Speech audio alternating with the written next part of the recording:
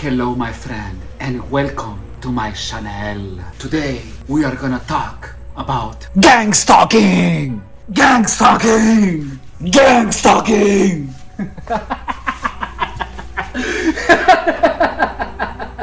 I feel so absurd doing that, but why do I love that so much? Alright, no, for real. So we're gonna talk about psychological gymnastics today. I just understood how gangstalking changed my perceptions of the world.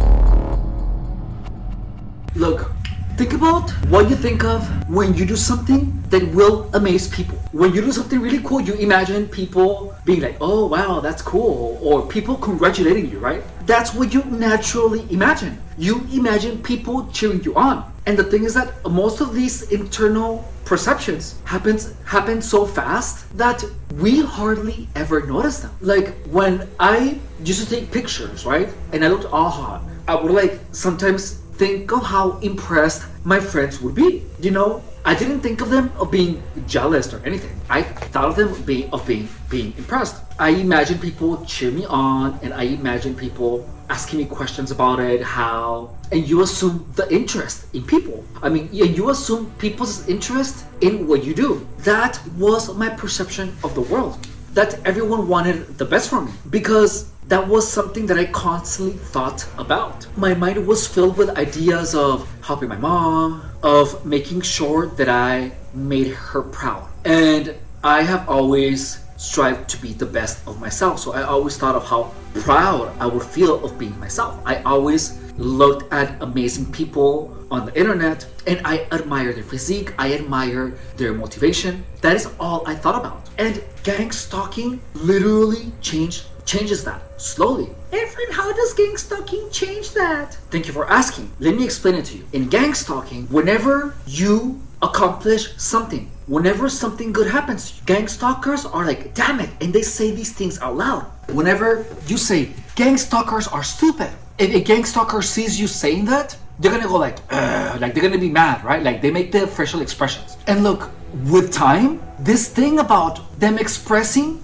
gets inside of your head. So whenever you think, oh, gangstalkers are stupid, you're gonna have a flash of someone's face going like this, being mad. Or you think, oh, gangstalkers would be so mad if they would know what I'm thinking. The facial expressions and their reactions of things that you do become a prominent thought in your mind. They create a gangstalking identity in your mind. So before gangstalking, when something good happened, I imagine people being happy for me or being curious about it. I'm not gonna lie, I have to be honest. Sometimes I also thought of some people being jealous, but I always first thought of people being happy for me because I am usually happy for people, unless they were mean to me or something, you know. But that was what I always thought about. But gangstalking replaces those thoughts with the facial expressions of gangstalkers. With time, whenever you do something good, now you think of gangstalkers being mad because for such a long time you have seen gangstalkers be mad at you when you do something good, or you see gangstalkers doing the damn it whenever you do something good. You see their expressions of discontent whenever anything good happens to you. So there is a new perception built inside of your mind with those facial expressions, with all of those damn it. Over time, that gets inside of your head. It literally does. It literally creates a gangstalker in your brain. Like your own mind becomes a gangstalker. That's exactly what changed inside of my mind. And that's how gangstalkers become ever present. Because you literally are made to carry a gangstalker in your thoughts. How do you change that?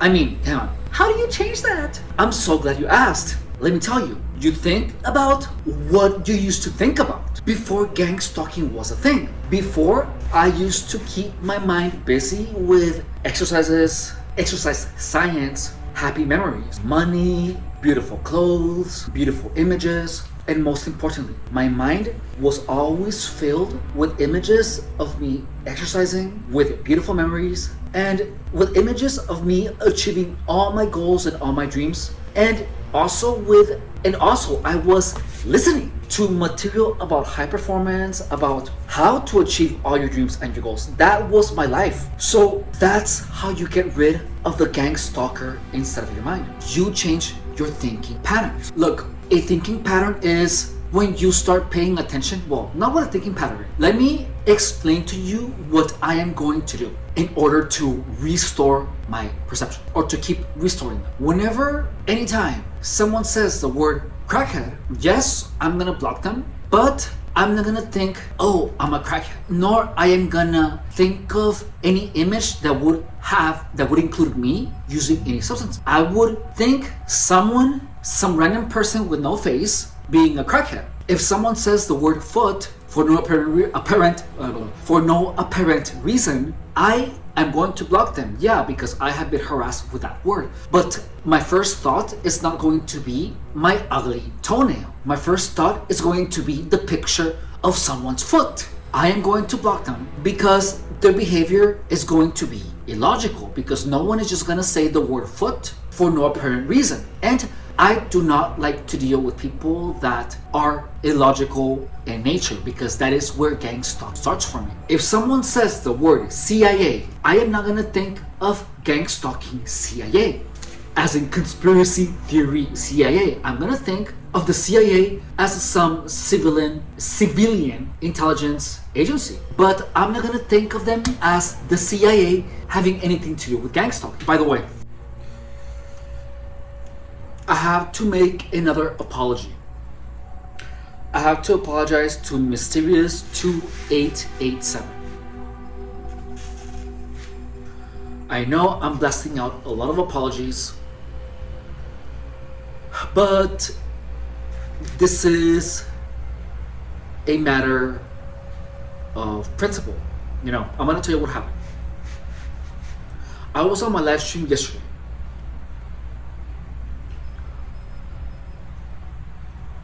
and someone told me about their gang stalking experience. Then I gave them a solution.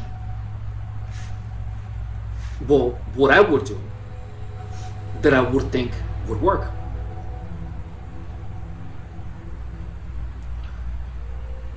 And then he asked me what I would do if I would go back in time. And then I told him, I don't care about hypothetical questions. And then he said, if the CIA came with a time machine,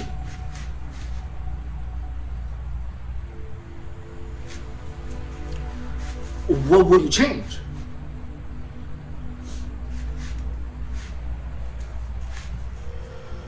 And then I said, I don't care about that. I just care about the now and the present. Please don't bother me with those questions.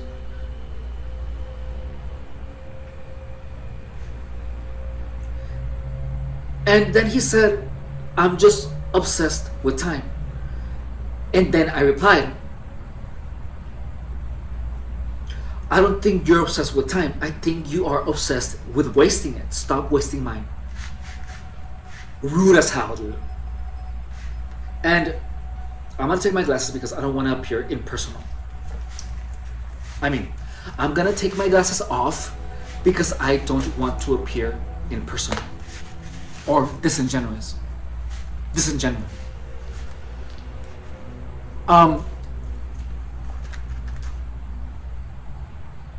Mysterious.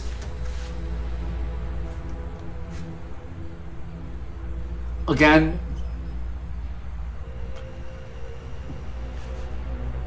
please understand that right now I'm having a really hard time distinguishing between someone wanting to have a conversation and gang stalking harassment.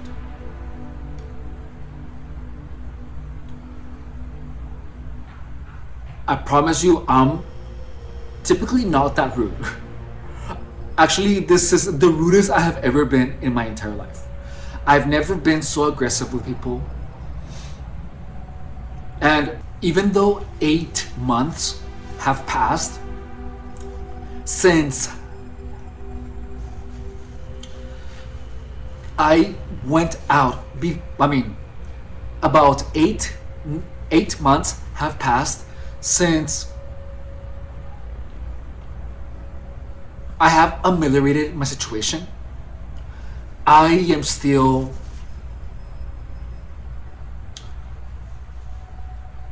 restoring my perceptions back to normality.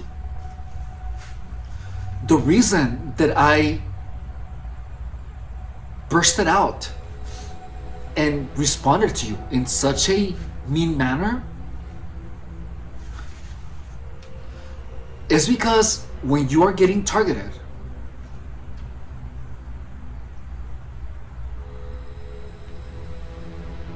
people will try to convince you of the CIA being involved, of directed energy weapons being real. And also, I was making content.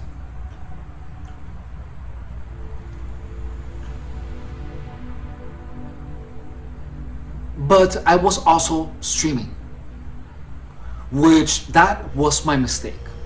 If I wanted to work, I should have just stopped streaming and I have just been creating content. That was my bad.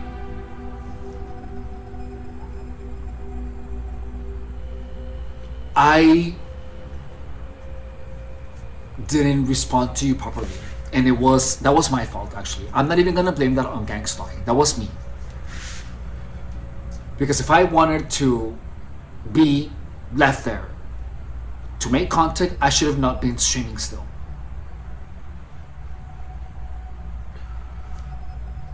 And I apologize for that. That was not cool, and that won't happen again. That was my bad. That had nothing to do with gangstalking. That really didn't. And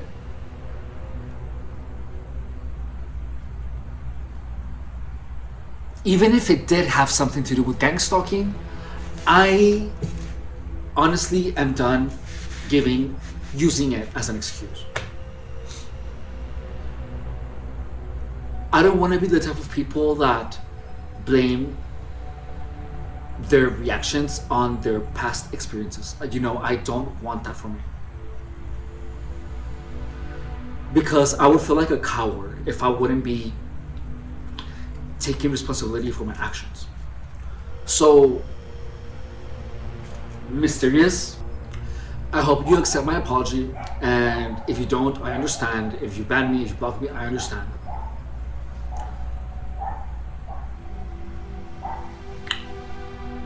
And that's why I tagged you in the video. So, again, sorry if I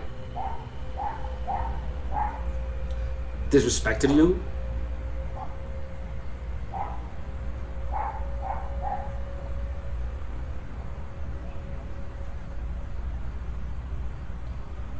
Or made you feel bad when you didn't deserve it. That was my mistake, dude. That was my mistake. If you lived around here, I would take you to lunch or something and chat a little bit. But yeah, so I'm sorry about that. And I hope you can forgive me.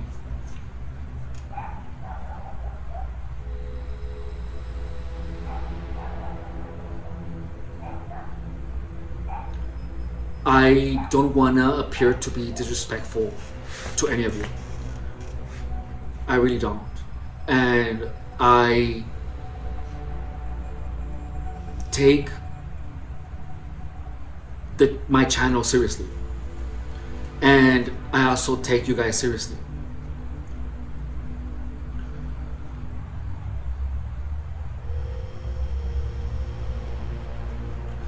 If I have disrespected any of you, please understand that it was never my intention. And now I feel like I am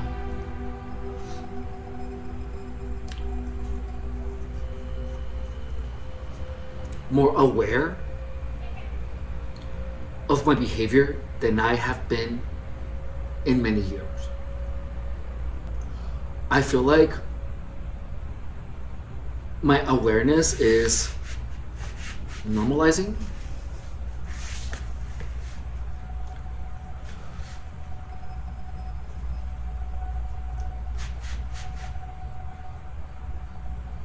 And I promise you guys that I'm not an asshole. I'm not, dude. And yeah, I just wanted to apologize to you. I went to your YouTube channel to see your content, you know, and you are a young guy, a young man who's doing his thing. I wish you the best in your YouTube channel. I subscribed, FYI. You can ban me if you want. But yeah, just know that that was not my intention. I never meant to be so rude to you. Okay, so moving on. That is what hurts a lot. That in defending yourself from gang stalking, you burst out in anger. You are so used to reacting, and you perceive a lot of people that are trying to simply make a conversation or who are just telling you one thing about themselves as harassment. That same thing has happened to my mom. My mom told me something and I was like, why are you asking me that? What does that have to do with anything? But she was just telling me a comment, but I was interpreting it as a type of harassment, dude. Right now, it's hard for anyone to have casual conversations with me because I will interpret it as harassment.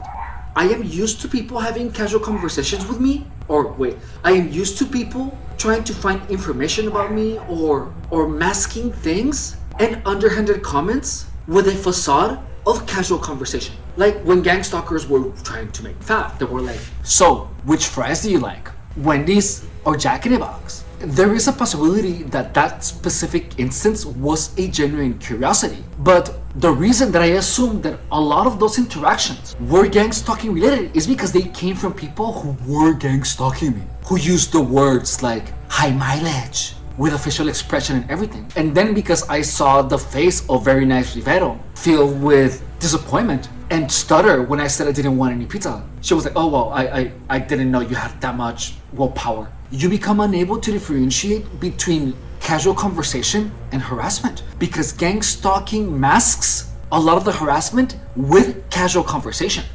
That's just how it is. That's why, guys, it's so important to forbid anyone that you believe is a gang stalker to talk to you, because only by talking to you they can mess up your perceptions. Even if you might be wrong, you have to tell them to not speak to you because you are going to be confused. And if you are confused and you are hanging out with people who aren't gang stalkers, you might make the mistakes I'm making, which is interpret casual conversation as gang stalking harassment. What I should have done, let's assume that I wasn't mean to Mysterious. What I'm gonna do now is I am just gonna keep watching his behavior, and if I keep getting the same inclination 1, 2, 3, 4 times, something that, like if I see him trying to steer me into more gang stalking now, then I will like just ban him, but I won't blow up. The only way to stop gang stalkers from messing with their perceptions is literally telling them to not speak to you and blocking them. That's the only way, because you take away their ability to mess with you.